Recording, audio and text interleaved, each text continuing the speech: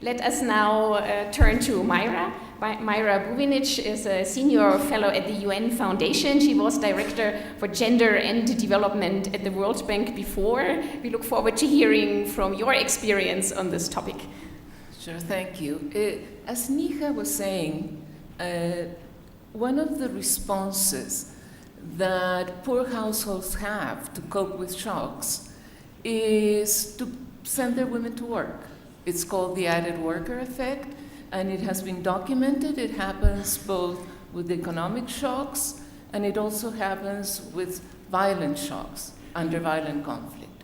So if this is one of the resilient responses that households have, and women are going to work in the workplace, how do we provide the enabling environment and we promote economic opportunities for women?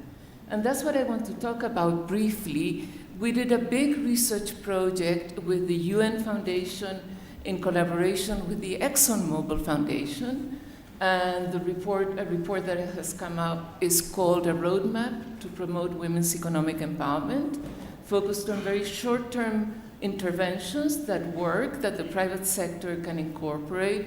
We had a number of researchers working on this, collaborating with us, and I have to say that IFPRI did a great collaboration. Agnes Kisumbing and Ruth Mason-Dix, who was here recently, wrote an excellent paper.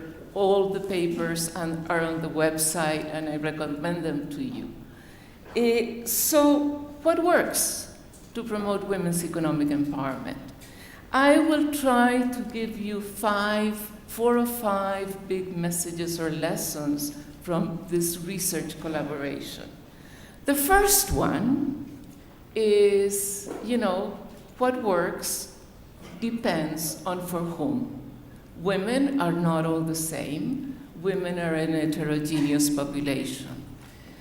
If you give a small credit, a small loan or cash grant to poor and very poor women's subsistence producers, that credit will help them, but it will really not increase their productivity and earnings. It will not grow their businesses. This is not the case with men. If you give men's subsistence producers a small loan or a small grant, sometimes they do quite well. So there is really a gender difference. So for very poor and poor women's subsistence producers, just one single intervention does not work. Very poor women need more. However, if you give very poor women a cow and you give them 2 years of technical training and assistance, like the program of BRAC in Bangladesh did, that Ruth was referring to, they really can transform their occupations.